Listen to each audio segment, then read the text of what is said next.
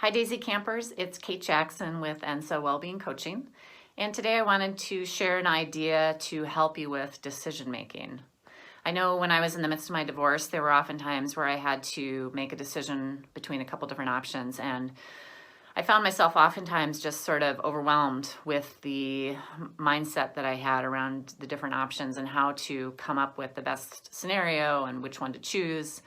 And so I would find myself sort of spiraling in my head around trying to come up with which decision I wanted to go with. And ultimately that really sucked a lot of energy from me and also just dragged things out. So what I wanted to share with you today was an idea around trying to help you get out of your head and into your body.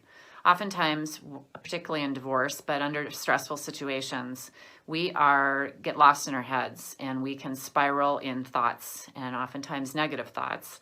And that is really keeping us from being able to make clear decisions. It's keeping us from able to kind of move forward and stay the course. So one of the things that we can do is practice getting out of our heads and into our bodies. Our bodies provide a lot of information and we often forget that they have great information to tell us. It's subtle, but if we start paying attention and become aware of our bodies, that might actually help inform us for some of our decision making.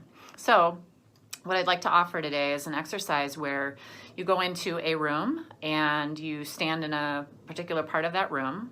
You take a deep breath in through your nose, out through your mouth, close your eyes, and try to visualize one of your scenarios. So the first scenario.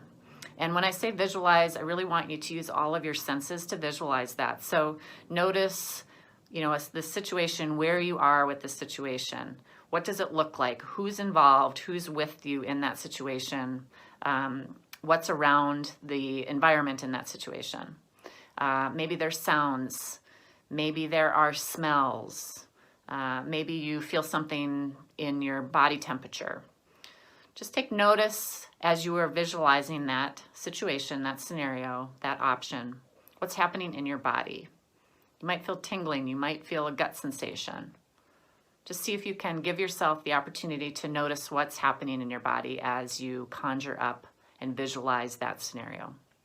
And do that for a couple minutes, and then take a deep breath in through your nose, out through your mouth, and set that situation aside. And then move to a different part of the room or move to a different room, whatever you choose. And you're going to do that again with scenario number 2. So again, take a deep breath in through your nose, out through your mouth, close your eyes, visualize this second scenario.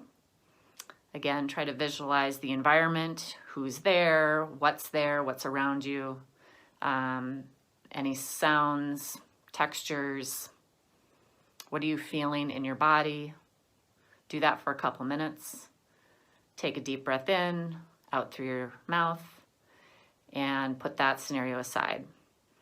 And then if you've got a third scenario, do that with the third scenario. If you don't have a third scenario, I would still encourage you to move again to a third spot and take a deep breath in through your nose, out through your mouth, close your eyes.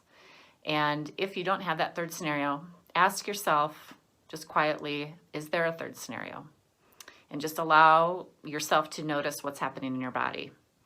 You may or may not come up with a third scenario, that's okay, but just giving your body the option to kind of have some openness around that might do something and might shake something loose. So again, just sit with it for a couple minutes, notice what's happening in your body. Take a deep breath in through your nose, out through your mouth, and set the situation number 3 to the side.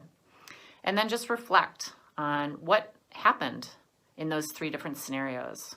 What happened in your body? What did you notice? You may or may not have noticed something that, jiggles something up to the top that says, okay, I need to follow this decision. Sometimes it can be really subtle. Sometimes it can be really strong, and it might just become extremely clear to you which decision that you should move towards. So it's just an opportunity, again, to get yourself out of your mind, where oftentimes our thoughts can go so quickly and be so pervasive that it doesn't actually allow us to get to a clear decision. So giving ourselves an opportunity to tap into our body and see if we can get some different information in that might be able to help us make a better decision for ourselves. So good luck. I hope you will try that, and I wish you the best of luck in making all your decisions. Take care.